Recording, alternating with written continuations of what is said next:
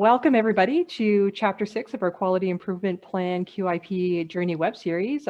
This is going to be focusing on the narrative, and we've aptly titled this, Read Me a QIP Story. So I suspect that most folks are familiar with Zoom, but just in case you're not, we're going to review some of the basic controls. So in your bottom left-hand corner, you'll see a microphone icon as well as a video icon. This is to control your camera as well as muting and unmuting yourself. We do ask that if you're not speaking, to keep yourself muted just to avoid having some feedback in the background. And just to remind everybody, we are recording today's session with the intent of sharing on our social media channels, our YouTube channel, as well as our website. We're not recording the gallery, but just wanted to advise you that you are welcome to share your video or not, depending on your circumstances and preferences. And you can do that by clicking on the video icon in the bottom left-hand corner as well. So in the bottom right, you'll see a little bubble with 3 dots. This is the chat function. So if you wish to ask a question, and we encourage you to do so, please click on that and just type it in the chat box. And I believe one of my colleagues is monitoring the chat and will be happy to answer your question throughout the webinar. So these are today's learning objectives. We hope that by the end of this webinar, you'll understand the importance of storytelling with respect to your quality improvement work, know about the different types of storytelling, and consider what may work for you and your agency, understand the purpose of the QIP narrative, understand what all is involved with the pieces of the QIP narrative, understand the importance of engaging clients and tenants in your quality improvement plan journey, and as always, we'll wrap up with discussing keys to success. So we know that quality improvement is a priority, and this is embedded within the frameworks of the Ministry of Health, Centre of Excellence, and Ontario Health. And your quality improvement work should be linked in with your strategic plan, and it will of course be involved with your accreditation and submitting a quality improvement plan for your agency. And at the bottom, you'll see a little image of a snippet of what the quality improvement plan looks like. So this is always one of my favorite slides, a reminder of our 2 roles as healthcare professionals to provide care and constantly improve care. This really captures that relentless pursuit of continuously improving outcomes for our clients, tenants, patients, etc. Okay, so you can see that our little tip sheet here is growing. So this is a recap of some of the main highlights of our previous webinars. There are 5 of them, and you can find them all on our website, which we'll share at the end of this webinar as well. So as a bit of a recap, when you're starting in your QIP process, start with what you know and look for what stands out. Use the domains of quality. I'm sure we're all familiar with the 6 of them. Use your peers and strategic directions and operational goals to guide you through the process, and a reminder that you're not alone in this journey. There's lots of resources around you. Use data for decision making and look for available data. Remember that qualitative data is just as important as quantitative. Everything that counts can't always be counted. Create a detailed measurement plan and record on the QIP template. And just understand that there are some challenges around data collection and analysis. Think of your data over time versus just one point in time. So just get that whole picture. We hope that you understand the difference between activity and change ideas and using Plan, Do, Study, Act or PDSA cycles to test rapid tests of change. Asking why and how when building out your driver diagram. You remember Laura walked us through that, and you can find that on our website. It's a great little piece. And it's really hard, but resist that temptation to jump to your change ideas too soon in the process. Consider impact and effort, but don't discard your change ideas based on that alone. As Alice reminded us, you did take the time to develop them, and there are values there, but use your impact effort grid to get a starting point. You'll have less time than you think you have, and your change ideas will be more complex than you think that they are. And share these successes with others. And we've had conversations that this list will be prettied up, and we'll be sharing that as a resource, as a tip sheet of some sort. So I'm joined today by some of my colleagues. We have Alice Strawn, Quality Specialist at Ontario Health, Clinical Institutes and Quality Programs. And we have Shauna Cunningham, who's also a Quality Specialist, Population Health and Value-Based Health Systems. So I think with that, ladies, I'm going to hand it over to you. And I'm not sure if it's Alice or Shauna that I'm handing the mic to. To Shauna. Yeah, I think I'm first up. All right, take it away. Thank you. So I'm really pleased to be here today to talk to you about the narrative of your quality improvement plans. And I just want to thank all of you who are working in the front lines in this really difficult time. It's a challenging time in your workplace and at home and as a leader as you try to support your team. And it's really hard because you're walking in this time of uncertainty too. So as we go through this time, I know we're all developing some really great stories to tell. And after this is over, we'll look at the innovations we've created and really develop some great initiatives following. So as Alice might point out to you, if we were face to face, I am wearing my rose-colored glasses, and that's how I prefer to be today while we talk about our quality improvement plan, because it's very forward thinking. So as we go through the session, I would like, if you can, to grab a pen and a paper, and we're going to start actually doing the framework for your narrative. And I'm also going to ask you to add a few comments into the chat box as we go through. So it's a nice size group, so hopefully we can get a few chats in there and have some discussion as we move forward. So grab a pen and a paper, and we'll get started. So my objectives today are really to assist you to understand the importance of storytelling with respect to your QI work, and understand the purpose and a few pieces of the QI narrative, and really think about engagement and how you do engagement in your QI journey. And as we focus on the narrative, what we're really thinking about is context setting. It's really about asking the reader to put on a pair of glasses and see, sorry, I think my slides are moving faster than I am. So can we go back to the bubbles? Inside out, perfect, thanks. In order for the reader to appreciate your plans, you need to see where you're coming from. We want our reader to appreciate you as an organization by hearing about what you hope to achieve by following your quality improvement plan, as well as the lessons that are driving you to achieve your overarching goal. So you may have seen the movie Inside Out, and these are Riley's memories, and each of these bubbles are memories. They're really important core memories power Riley's personality. Similar for us, as we read a book or a description or something, a key aspect pops out to us, and they create a memory or the core purpose of the book, movie, or the QIP, as the case may be. And so why is this narrative or story really important? Well, we know that stories are second only to experience and learning, and our minds aren't wired for facts or figures, but for an emotion and a description. And we can do that by sharing a story. You know, have you ever attended a meeting where you are shown a variety of PowerPoint slides with data upon data? Well, what happens to your brain in that type of session or when reading that type of document? For some of us, our brain works really hard to wire that into a narrative or a story, filling in the details of the who and the where and the why, and how, and then we become really occupied with drawing conclusions. And at that point, the presenter has really lost control of all of the content and intent, and it's all being interpreted and digested differently into stories, as unique as the individual listener, based on their current mood, experience, and beliefs. And in our QIPs, we really want to have some control over that. And this is really why the meeting after the meeting is so popular. You know, everyone gets together after the big group meets. It's because people want to get together and they want to compare their interpretations of the information and share their stories and what they experienced through their lens. So after the meeting is really sharing narratives created in the absence of collective storytelling.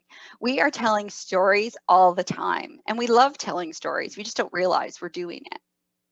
So how does storytelling fit in with our narrative? A good story paints a picture, evokes feelings, and draws the reader in seeking more information. A really good story provokes interest and curiosity.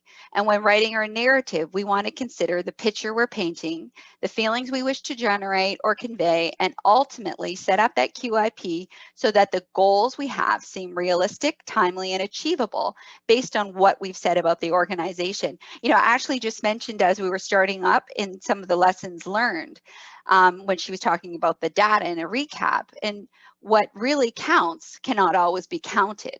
And this is where we talk about some of those pieces. We want to create the linkages so that we're really clear. The body of the QIP lays out the goals, timelines, and measures, but the narrative really gives you the opportunity to share, you know, the attributes of the organization. You don't want to leave your reader wondering, why are they doing that? How did they pick that goal? And that is an odd little change idea. You want your reader to come to the conclusion that, well, this makes sense. Now, the narrative isn't meant to be a big, long journal or historical aspects of your organization. It's meant to set the context so your reader appreciates where you're going with your QIP. And now we'll move to the next slide.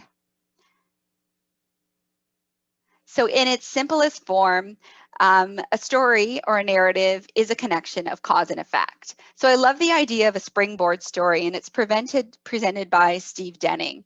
And a springboard story is a story that enables us to leap in understanding, to a leap in the understanding by the audience. So we want the audience to grasp how an organization or a complex system may change. The springboard story has an impact not so much through transferring large amounts of data, but really through catalyzing an understanding. A story is based on actual, probably relevant events. Typically, there is a single protagonist that the audience can identify with, and often there is an authentically happy ending. Again, my rose-colored glasses, in which the change has been in least part successfully implemented. And in the story too, there is also that implicit alternate ending, an unhappy one that would have resulted had the change not occurred. The story has enough details to make it credible, but not so much detail that you lose your audience, because we want them to have some spaces to make the linkages. And that's the feeling piece we're trying to provoke. So next slide, please. All right, so the basics. Every story has a beginning, middle, and an end. And within the context of the QIP, we're talking about, we are here, this is who we are, this is what we have done in the past and why we need to change. And then the end part, this is who we'll be in the future. So let's slice into this summer fruit. Next slide, please. The first part of the story describes the place where it happened. Recall that the story is all about setting the context, really helping the reader review the plan with an accurate lens. You want to give relevant, factual information to provide the context. If you think of some good books or movies, such as Star Wars or Harry Potter, they both start with a location and a time frame. A long time ago in a galaxy far, far away, our interest is piqued. Mr. and Mrs. Dursley of number 4 Privet Drive were proud to say they were perfectly normal, thank you very much. And right away, your interest is kind of piqued. This is kind of shaping the outer shell of our story. And then we go on with the story, and you know where it's taking place. You understand the context and the location. So when we live in a province like Ontario, which is very vast and different, this is really important because there's lots of unique areas. So if I say I live in the southernmost tip of Ontario, people are creating a vision in their mind. For me, that vision is wineries, water, and really good pizza. But for someone else, the contents of the southern port of Ontario might be far away, boring 401, factories, and a border crossing. If I say I live in Northern Ontario, people might be picturing bright blue skies, super friendly people, and the Northern Lights and lots of snow. But in context to your organization, still others might think poor access to service, way too cold, and hard to get to. Laying your geography out with relevant, how it's relevant to your organization is really important. So if you're playing along at home, write down one sentence that describes how your location relates to your organization. Could be some access issues, could be some volume issues, could be some scarcity of service. But one sentence and how your location relates to your organization. Now, if you're playing along in the chat, type down a word that describes the location of your organization. What makes it unique? Remember, it's only a rough draft, so we're just going to do really quick, first thing that comes to mind. And yes, Linda, Windsor Pizza is the best. So feel free to type in the chat any word that you feel is relevant to the description of where you are. Virtual, rural, great. Diversity, urban. Urban, rural, cold, yeah. Dispersed, good. Northern Ontario. Right, so conjuring up these words is going to give you a bit of a picture of where you are and what your organization is like and how it's going to impact your client. If you're thinking about homelessness and your community is cold, you've got some different factors than if you live in a warmer client.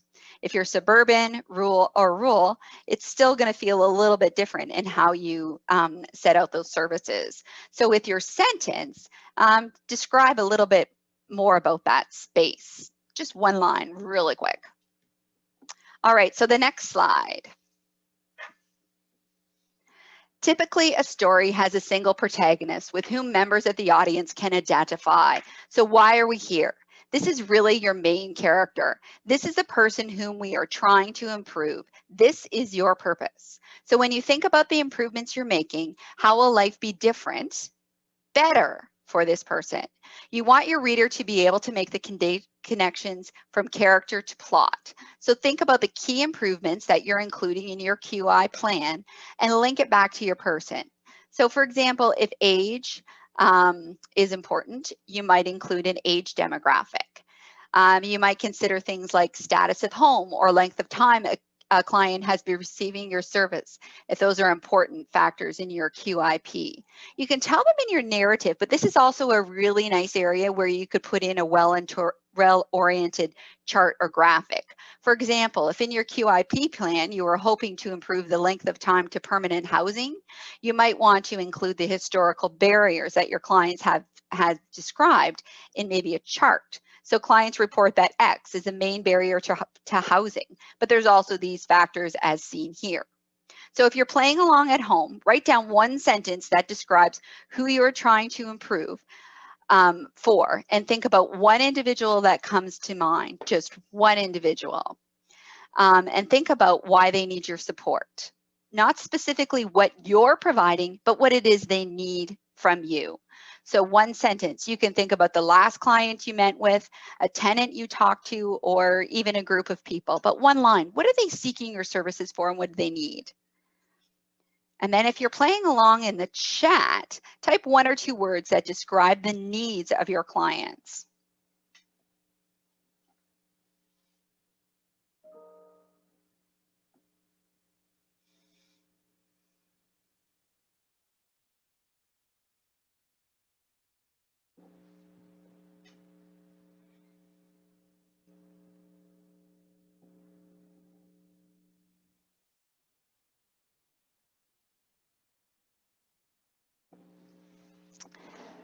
And Debbie's asking in the chat if people can turn their cameras on because she's missing your faces.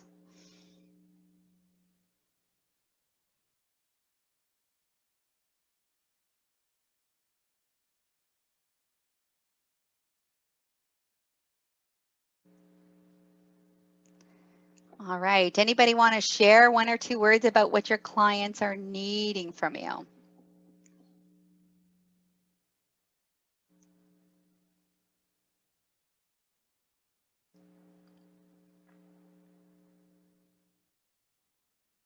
Accessible support and where they need it. Excellent.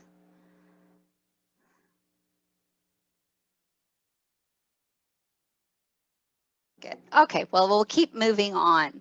And I just want to make the point here that our clients and our tenants are really important to us. But if we think about the quadruple aim of healthcare, we also want to consider the best utilization of resources, improving patient and caregiver experience, the health of our population, but we also need to consider the work of our providers, as they're providing some really relevant information as well. So if we go to our next slide, this leads us nicely into our supporting cast.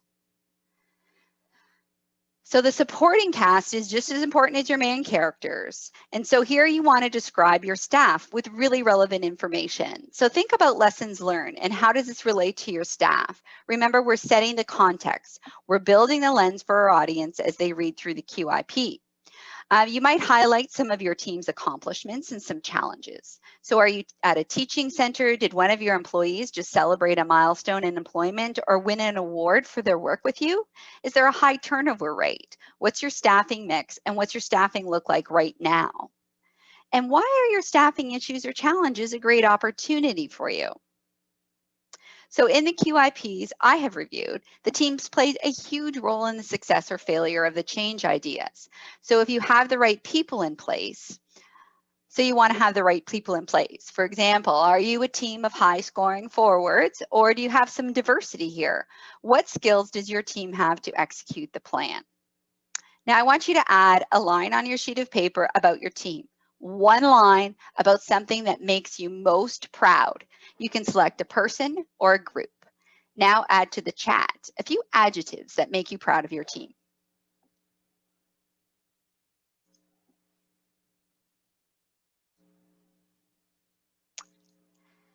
This one usually provokes a little more interest. Awesome. Passionate, dedication, hardworking, positivity, dedicated, collaborative, flexible, enjoy the client voice, supportive, lots of committeds here, nimble, optimistic, dedicated, flexible. So including those pieces in your QIP is really important. Describe who you're working with along with some of the demographics. Remember, we're painting that picture. So next slide, please, Ash. And now we're moving to the middle of the story, which is the juicy illustrative antidote. In the simplest terms, the middle is about that forward momentum, pushing the story forward to the end. Typically in a book or a movie, it's about that mounting conflict, developing complexity. We know where we are and we know what our clients needs and we know who will engage to execute the plan. And we know this is what we've done in the past, why we need to change. And so this is that section of the story where we've done these things. This is why we still need to change. This is what we're looking forward to doing. It's often the hardest part to write. And in this section, you really want to be cautious about details. You want to keep it credible, but not offer so much detail that you lose your audience. Remember, you want to make space for them to have those linkages themselves. And that's kind of that feeling piece that will hold in their memory as they read through the rest of your QIP. So this is the lessons learned that are going to catapult us forward. So here you want to set your reader up to appreciate the challenges that you have, but believe that you can still move forward and make a successful change without dwelling on the specifics of implementation. Of course, it's not going to be all sunshine and rainbows in this section, and that's really okay. You might describe here how you didn't successfully implement a plan, what you learned. Remember, the QIP is about learning, and why and how you're taking another kick at the can. Hearing about a change that has already happened will help the listeners imagine how it might play out into the future. So thinking about this section as kind of what we've done in the past, but leading your reader to what you're going to do in the future. So keeping the themes kind of consistent. And to develop this section, you might engage your team, community, clients, tenants, partners, and stakeholders. So really what can be important here is looking at some of your demographic information, some of your data. You might include some of your experience surveys and feedback. And here too, a well-positioned chart or photo will take away a lot of the complicated dialogue for your reader, just making sure that you're referring to it. So it's that we're doing experience surveys with our team. Here are a few quotes below, and demonstrate that in a graphic. So if you're playing along at home, I'd like you to please write down something that you tried that exceeded your expectations and something that flopped. So write down both things. And if you're into sharing, please add it in the chat. And these are the first things that come to your mind, the front of mind things, not the most difficult, not the most complicated, but the front of mind, the ones that are impacting you right now. And if you're willing, please share in the chat.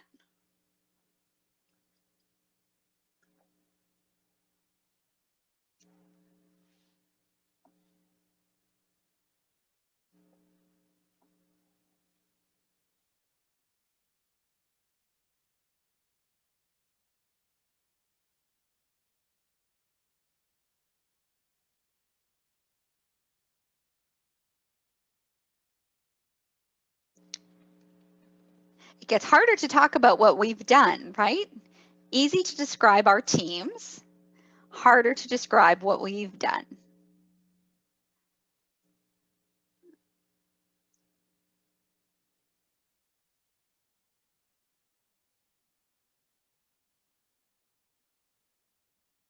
So here you might even talk about some little milestones. There we go. Unsuccessful. Had a small intake team responsible for referrals and assessments. It led to a huge backlog and long wait times. Excellent. Documenting the many pivots during COVID. Excellent. Flop. Email reminders. Success. Huddle chats with a candy jar, right? Really simple solution. Candy jar. People will come when there is food. That's great. Good. So keeping those in mind, and jot a few ideas down on your list there. Consolidated Indigenous staff into one team. Excellent. Turns out Excel has a function for the thing I spent a week building. Awesome. Doesn't that feel great? Flop. After hours meetings. Oh, yes. There's going to be a meeting after the meeting about that one. That's for sure.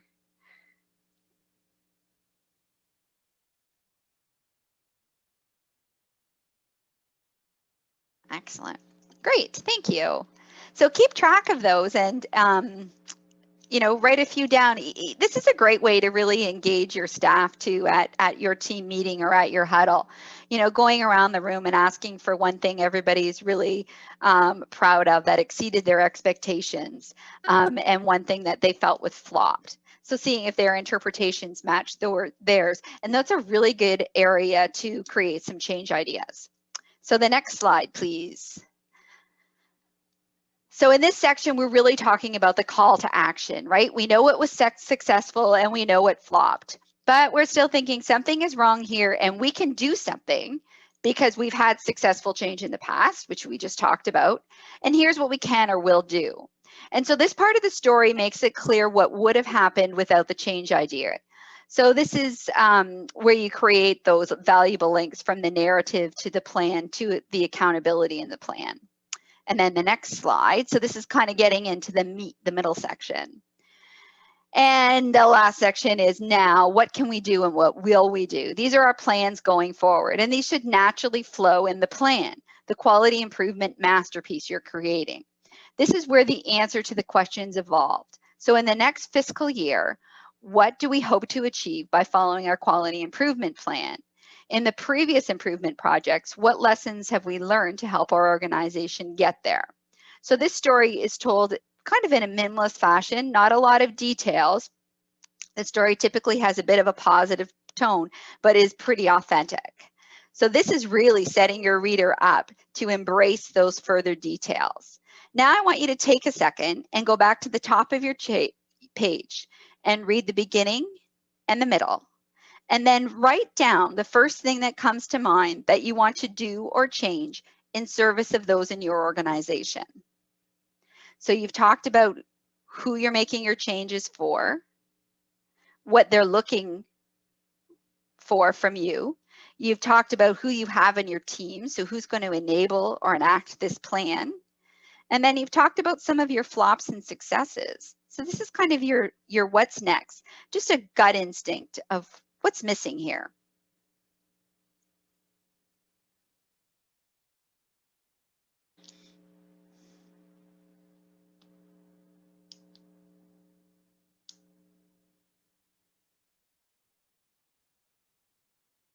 So it's kind of that give him what you know, where are you going to go statement.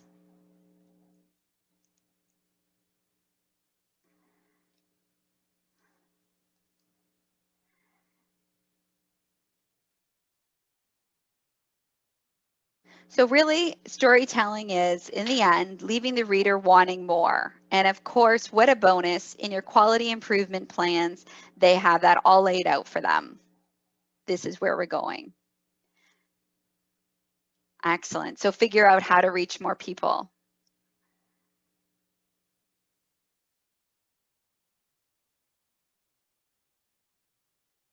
Good. And we'll flip to our next slide, please.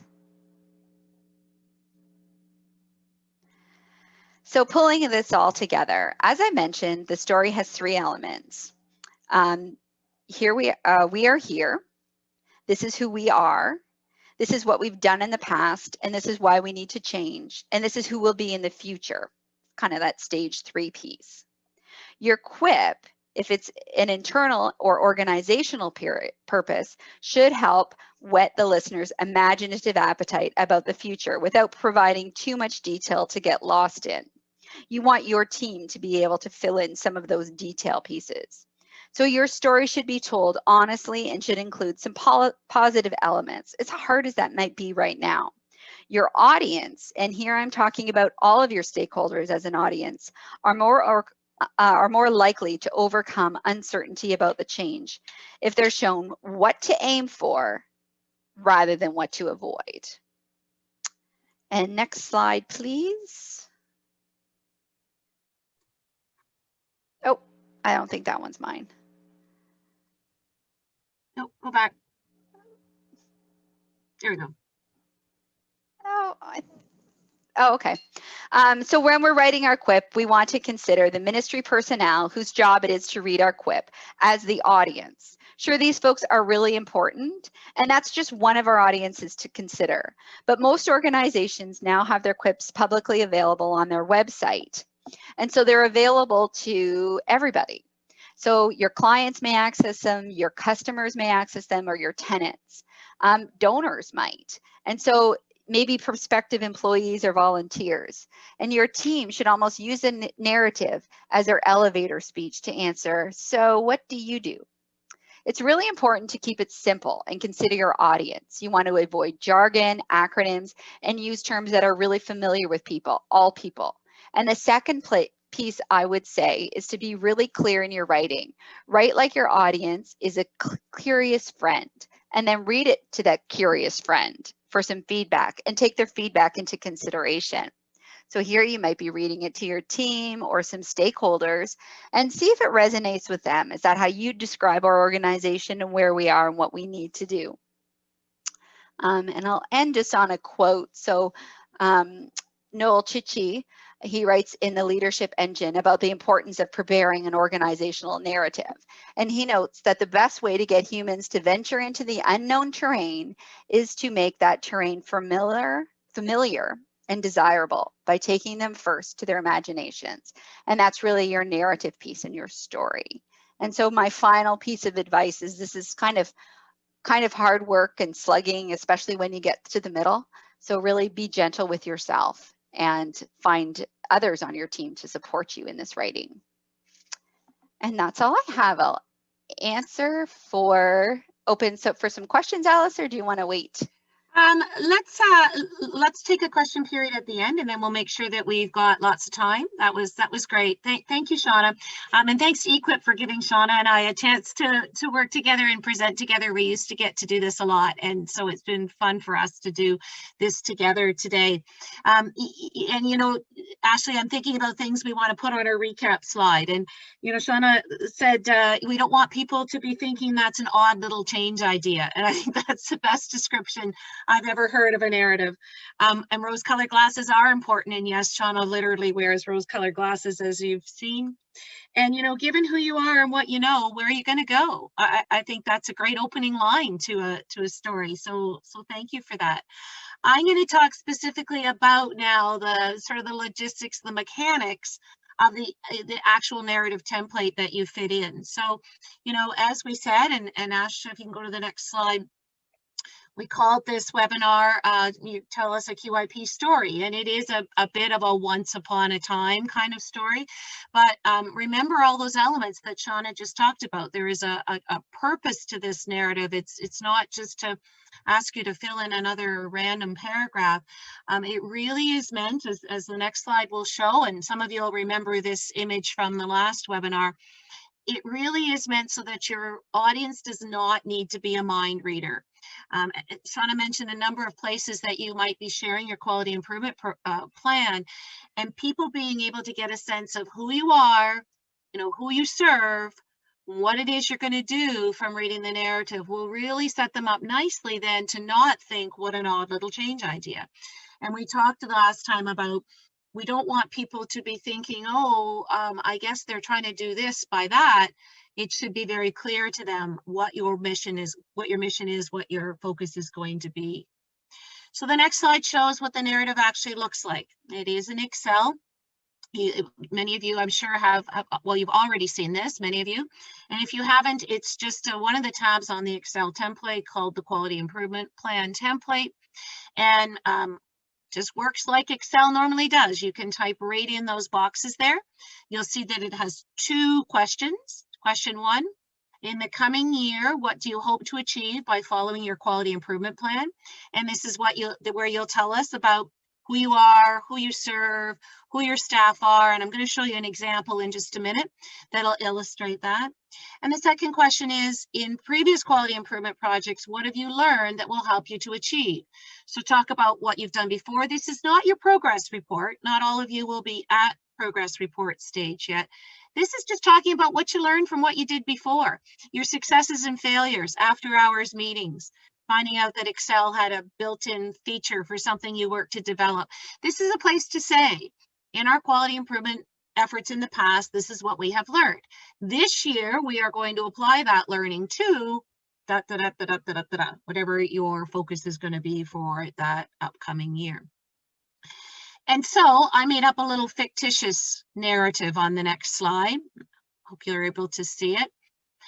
It is a bit fictitious and it's a bit not, because I did pull from some narratives that were submitted last year. But in that first box, and as I read this, see if you hear the elements of the story that Shauna talked about. So agency ABC provides mental health and addiction services and programs to adult clients in the Wonderland Lynn. You may want to type in the chat box where you think that is. The Wonderland Lynn. Our agency is comprised of 10 full-time staff, including social workers, mental health nurses, addiction counselors, and admin staff. And our current client population is over 2,000. I think I hear supporting cast there.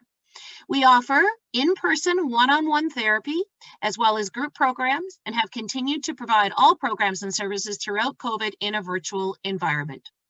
We use OPOC to collect information from our clients in order to help us better understand how to improve the programs and the services we offer. And we have a quality committee who analyzes and discusses the data on a quarterly basis to understand more about our clients' perception of the care they receive from us. We've had a quality improvement plan for over 5 years, good context. And last year, we submitted our first formal QIP to E-QIP. We have been participating in the advancing community of practice, and this year our quality improvement efforts are focused on a client perception of staff's ability to help them develop a plan for when they finish the program/treatment OPOC question 27. Our current score is 3.5, and we believe we can increase that to 3.65, which is a 3% increase.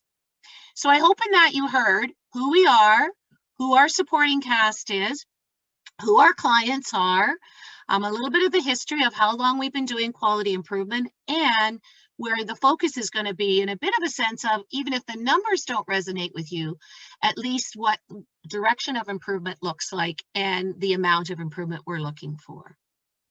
In the second question, we're asking for lessons learned. So, as we said above, we've been doing quality improvement for a number of years, with some successes and some failures. Participating in the CLP has helped us to understand the importance of two things we did not appreciate in the past. So now as the reader, I'm like, oh, okay, what did they learn? The importance of the diagnostic phase, and particularly root cause analysis. You might hear the voice of Alice a bit in that one. The importance of involving our clients directly in our quality improvement projects. And you probably hear the voice of Paula and Laura in that one. This year, for the first time, we have someone with lived experience on our QI committee. It's an exciting part of the story. And we have scheduled a focus group with some of our recently discharged clients to understand more about their experience and more about how they would have liked to have been involved in the development of their plan. We're also going to test the use of pods. See sample below, and I'm going to go there in just a minute, with a small group of our clients. We believe that many clients, based on previous focus group data, do not know or recognize their role in helping to create a plan. There's your theory. And as they do not see the plan as being developed, as it is being developed, they are less likely to feel involved. Our theory is that presenting the plan in a format that is easier for the clients to provide input into and use or refer to will increase their awareness of their plan and increase the likelihood that they will want to be more involved in the development of it. We have also learned that QI is hard and requires constant focus. So we have scheduled a weekly quality improvement committee meeting for the next year and have committed to having the meeting as long as there are 2 people available. See a photo of our committee below. So hopefully, as I read that to you, you get a pretty good sense of what do you think you're going to see in their work plan. So, you know, if you want to use the chat box for a moment, what might be some of the things that you expect you're going to see in their work plan based on what I've just read in that narrative?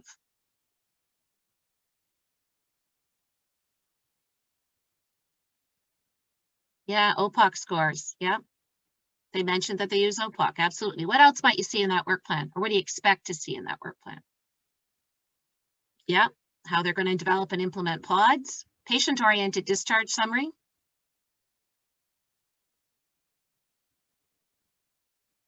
So already you started to set the story, started to set the context of what their quality improvement plans are going to look like over the next year.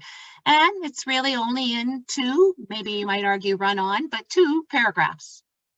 Now, the other key piece about a narrative, and this is one of the downsides, I'm going to say, of using an Excel template to ask you to submit your quality improvement plans, is that Excel in your mind says rows and columns and numbers and formulas and very mathematically concrete kind of concepts.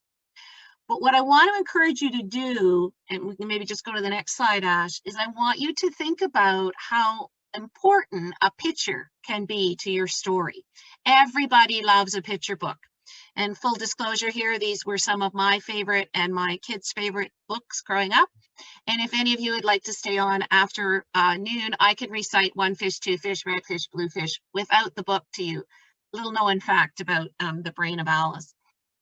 But a picture is vitally important. And, you know, it's cliche to say it, but it is 1,000 words. And so what I encourage you to do, and Ash, if we can go to the next slide, there's all kinds of space underneath those 2 boxes that I just showed you. And so what I would really encourage you to do in that space, take some screen captures, take some photos, insert some run charts.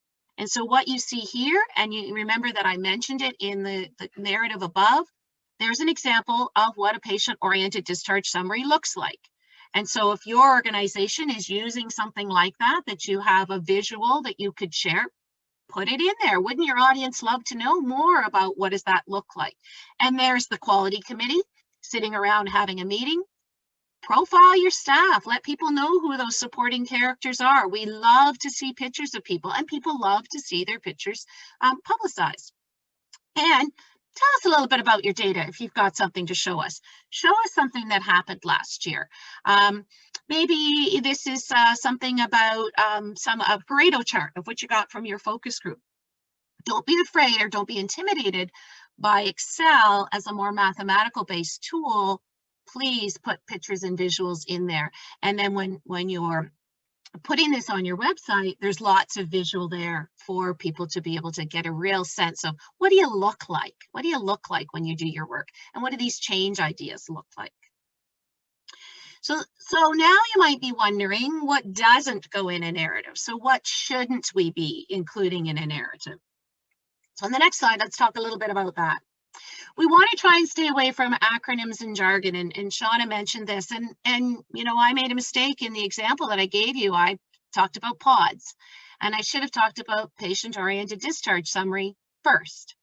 You don't want to make people guess at what you're sharing. You don't want them, and you know, there are many acronyms that, depending on the context you're in, they mean different things. I shared with this group that it took me about a year to understand that in healthcare, when you say ED, you mean emergency department. I came from the not-for-profit world where that meant executive director. And the next time you hear somebody say ED, think about executive director and see how that analogy goes for you. Different acronyms mean different things in different communities. You don't have to put budget in here. We don't need to know how much money you're going to spend on this. We don't need to know any of the particulars. If budget is a challenge, maybe you might want to say we don't have a lot of resource, so here's what we're going to do. But one of the things we'll say is that this is intended to be a public document, and there will be many eyes that will want to see your quality improvement plan, and you will share it in many different places. So we always want to think about, is everything that I'm including truly appropriate for literally anyone to read?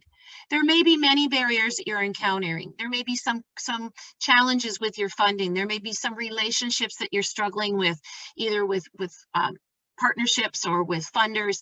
This is not the place to air that. This is not the dirty laundry list. This is really being able to tell your story and make it relevant and timely. You're looking at a year forward, not what happened 5 years ago. It's not a dog ate my homework kind of place, but it is forward thinking. Here's where we're coming from, but here's where we're going to go to, because that's what people are really interested in. And that's what the rest of your quality improvement plan is going to focus on, is what are you going to do for the next year? We probably don't want to know that your hobbies include being difficult for no reason and ignoring texts, but we do want to know a little bit about who you are from a professional perspective. So let's move to, hopefully we painted you a picture of storytelling and why it's important and how you can do it. And then we hopefully also helped you to see how that storytelling and the importance and the value of it, the impact of it, is shown in your narrative, and what you can and should include in your narrative, and maybe what you want to think about not having there. So let's kind of summarize this again in that whole picture of your keys to success. So you're familiar with all these keys of success we've talked about before, you know, being curious. We talked about, and we've all used that phrase today, everything that counts can't be counted. Don't be afraid of qualitative data. Think about your targets, think about the use of data. The next slide talks about some continuing keys that we started to get into basically around webinar 3 and 4. Don't jump to change ideas too soon. Make sure you spend time in the diagnostic phase. Think about scaling down, make things doable for yourself. We mentioned some of these at the start today. Change ideas will be more complex than you think. We want to see run charts. We want to see data over time, all those important things. And what Shauna and I will add to that list today is on the next slide. And what we feel from what we presented to you today is, you know, we want to keep it simple. Think about your audience, avoid jargon, and don't use terms that are familiar. Don't use unfamiliar terms. Be clear. Your audience is a curious friend. Read it aloud and ask for feedback. Read it to your kids. Read it to your spouse or your partner. Make it the next dinner time conversation. If you want to get good, honest feedback on something that you've written, just read it to a significant other. You will get good, honest feedback on what you've just written. But they should be able to understand it. Even if they aren't in our sector, they should be able to understand what your story is saying. Don't make them guess. Tell them who you are, where you're coming from, and what you're going to do about it. use photos, data, graphs, etc. And it's a good place to use your past experience and how that's going to affect your new plan. The next slide is just our resources. There's a link to the QIP template, and when you have these slides, you'll be able to click on that link. It'll take you right to the template for those of you who are submitting a QIP this year. And Shauna's also added a resource that she found really helpful around the springboard story. Change your questions, change your life. And so you'll be able to click into that and it will take you to that document. So I'm going to turn it to Lori now and to the group. I think we have some time for questions. We've got a few minutes left at the end. And I'm still in a Bernie Saunders mode. This just consumed my life for about 2 weeks. And I don't know where you can, actually I do know where you can get the pattern so that you can crochet that Bernie Saunders right there. And I do know where you can get that pattern if you're interested. But what questions do you have for Shauna and I about storytelling or the narrative? Either use the chat box or unmute.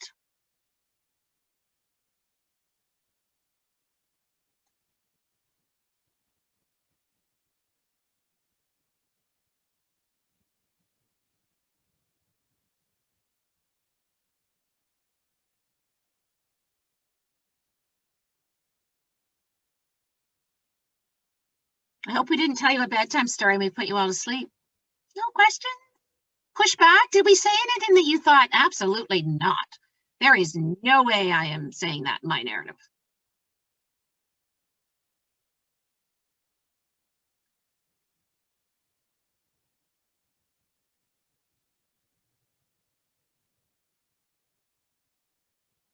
Well, you know that you can reach out to Shauna and I after the webinar. Our email addresses will have been in the webinar invite, and we absolutely encourage you to do that.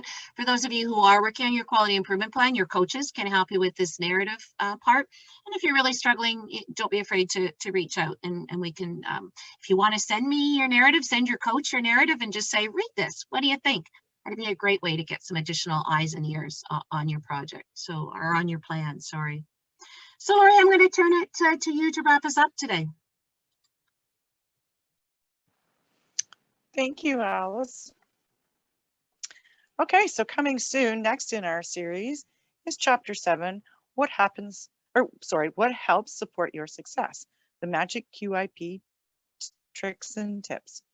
So in this chapter, participants will understand the importance of the QIT meetings, know how to chair effective QI meetings, know how to regularly engage executive sponsors and senior leadership during your QI journey, know how to anticipate and manage change, resistance, and resiliency. And of course, we'll continue our discussion on keys to success. So there's a link to register. Do we have a date on that, Ash? Is that? Oh gosh, I don't remember. March the 4th. March 4th. March the 4th. Thanks, Alice. Thank you, Alice. So that will be happening on March 4th. So you can click on, you can click to register. Next slide, please. And we're actually featuring a bonus chapter, The Dish Ran Away with the Run Chart. So this is an additional measurement chapter discussing run charts. We'll talk about understanding the different types of variation and the relationship to improvement, understanding why run charts are useful in quality improvement, learning how to create and interpret run charts using the run chart rules, and understanding how to tell the story of a run chart, adding annotation, terminology, etc. And of course, our continued discussion on keys to success. So there will be opportunities to register for that as well. Next slide, please. A reminder to save the date and register. The registration link is now live for our 2021 QI Innovations Understand, Pivot, Change virtual conference brought to you by E-QIP. And that will be held on April 13th of 2021. Next slide, please. And Ashley, just before you, Ashley, do you want to share how high our registration numbers are? Oh yeah, we hit our mini milestone. We're just over 200 registered participants in this course. We currently have 3 modules, an introduction and 2 stages. We'll be releasing stage 3, which is measurement stage if you want to go back and refresh your learning on all things run charts and variation. And we'll be having the full course available at the very latest early April, but it's a great way to touch on all these concepts. We don't include content on the QIP necessarily, but you can refresh your learning on diagnostics, measurement, change ideas, understanding your problem, etc., and build those foundational skills. And please feel free to share these with your colleagues as well. And I think ironically, we're also around 200 for the conference right now. So it's Yes. Great response. Absolutely. Excellent. Okay. That's quite all right. Quite all right. Of course, the link to both the conference and the Foundations Ideas training can be found on our website as well, the E-QIP website as well. So our website is www.e-QIP.ca. You can join our community of practices on Quorum, or you can follow us on Twitter using hashtag E-QIPON. Next slide, please. For additional resources, you can also access our QI webinars or sign up for our newsletter, or you can do both. And we always ask to help us evaluate our event. And so please take a few minutes to help us evaluate today's presentation and let us know any future topics you'd be interested in. And there is a link to the survey that will be forwarded as well. Next slide, please. So thank you everyone for joining us today. Thank you to Shauna and Alice for an entertaining, fun, and informative presentation. And we look forward to seeing you at the conference, or as part of the foundations, or as part of your regular coaching. Thanks so much, Lori. And I'll just flag that all of the resources that we just shared will be included in a follow-up email that will go out to everybody that registered for this webinar tomorrow, and that will include a link to this webinar on our website page where you can catch up on the other chapters as well. So I think with that, hope you enjoy the rest of your afternoon, and please feel free to reach out to any one of us at any time if questions pop into your mind after today's session. Thanks so much, everybody. Okay.